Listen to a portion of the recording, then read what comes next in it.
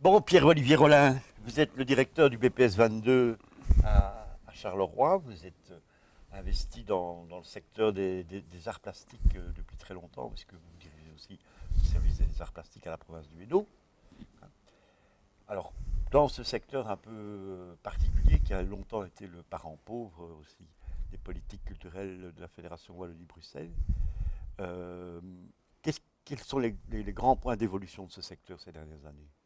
Je dirais que sur 10 ans, le secteur des arts plastiques a un peu reflété pour moi une tendance générale en communauté française, c'est la prise en compte de l'intérêt culturel. Mhm. Je veux dire, on pourrait dire qu'auparavant, d'une certaine manière, la culture restait dans un territoire un peu plus, pas dire fermé, mais en tout cas recentré sur lui-même. Autant on peut dire qu'aujourd'hui, on a pris conscience que la culture est un vecteur de développement non seulement culturel, mais aussi social, éducatif, voire économique et peut-être même financier. Ce qui fait qu'il y a un beaucoup plus grand intérêt des pouvoirs politiques pour la culture en général et peut-être aussi pour celui qui a été le parent pauvre pendant longtemps, le domaine des arts plastiques. Mhm. On l'a senti dans la volonté de plusieurs villes de se positionner culturellement. Et je pense qu'on pourrait dire que c'est un effet Mons 2015 parce que il y a désormais une certaine concurrence culturelle entre les villes, entre les métropoles, qui n'existait pas auparavant. Puis on constate quand même l'émergence à côté des espaces, je dirais, muséaux traditionnels, d'espaces beaucoup plus centrés sur la création contemporaine. Ça, c'est une autre évolution, puisque la communauté française a été un des derniers pays d'Europe à se doter d'un musée d'art contemporain euh, public.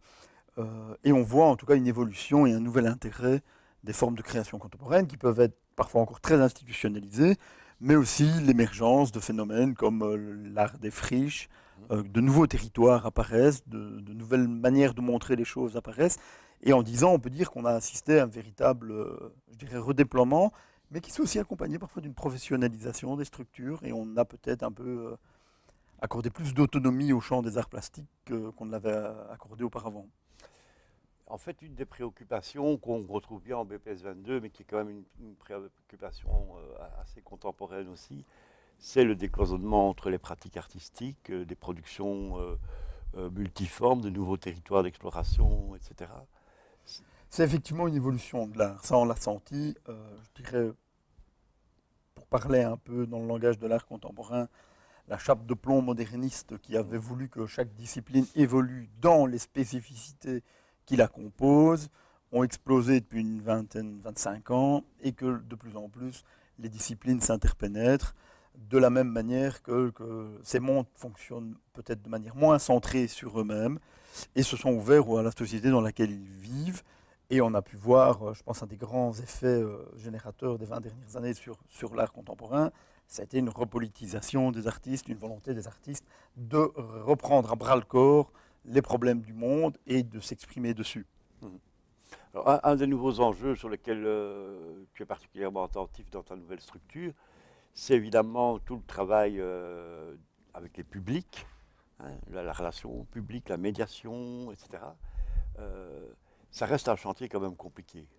Je pense que ce sera le grand chantier de la prochaine législature. Ce sera effectivement d'accorder peut-être des moyens spécifiques pour la médiation, puisque la dernière étude sur les fréquentations culturelles menée en communauté française constate qu'effectivement on a un public qu'on appelle entre guillemets les voraces, Mm. qui s'est un peu étendu, même si on se rend compte que dans la tranche d'âge et sociologiquement elle ne s'est pas aussi bien étendue, et que la nécessité pour toucher d'autres publics que sur des publics plus âgés, des publics jeunes ou ce qu'on appelle les désengagés culturels, ça va de mener des opérations de médiation spécifiques à l'attention de ces publics, mais il faut être bien conscient que ces opérations requièrent plus de moyens et des moyens et des méthodes spécifiques, et que donc ça va demander inévitablement des moyens supplémentaires par rapport aux institutions, ou en tout cas des choix qu'elles devront opérer dans leurs activités, parce que l'extension des publics requiert plus de moyens Humain. humains et financiers que toucher un public de personnes acquis. Je veux dire, on sait que le public de ce qu'on appelle les voraces culturels, Mm. quelques méthodes de communication Lise suffisent pour et pour les voilà, mobiliser. Oui. et ils sont acquis. les publics plus éloignés et a fortiori les désengagés culturels, ça demande un véritable travail de médiation qui requiert beaucoup plus de temps et donc la mise à disposition de personnes à beaucoup plus longtemps.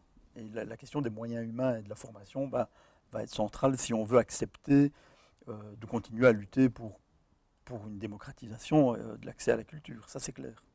Alors, le BPS 22 est installé à Charleroi, une ville qui est en pleine reconversion, je dirais. Le nouveau bourgmestre a choisi de prendre les compétences culturelles et en plus, il en a fait potentiellement un fer de lance de la revitalisation urbaine. Comment le directeur du BPS 22 se situe par rapport à ça? Le directeur du BPS 22 est ravi, évidemment, d'une telle décision. Je pense que ça correspond à ce que j'expliquais tout à l'heure, qu'on est aujourd'hui conscient que la culture n'est pas seulement un petit privilège des pifious dans leur coin, mais que c'est véritablement un vecteur de développement, moi je pense social, pédagogique, que c'est un vecteur de démocratie, mais c'est aussi un vecteur de développement urbanistique, développement économique.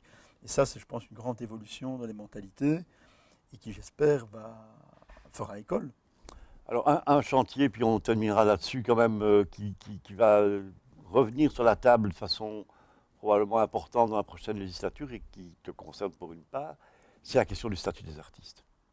Ça, c'est clair que là, ça, c'est une question, je dirais, extrêmement importante. Parce que oui, les solutions qu'on a trouvées pour l'instant avaient permis certains accommodements, mais on n'était pas encore arrivé à une décision claire. Or, je pense que en Belgique, comme dans d'autres pays d'Europe, les artistes doivent pouvoir trouver une possibilité de travailler tout en développant leur pratique artistique. Et on sait que si beaucoup de gens vivent de l'art, enfin certaines personnes vivent de l'art, les artistes sont beaucoup moins nombreux à vivre de leur art. Bien sûr. Et donc là aussi, je pense qu'il y a quelque chose à trouver pour permettre à trouver une solution qui soit acceptable pour toutes les parties.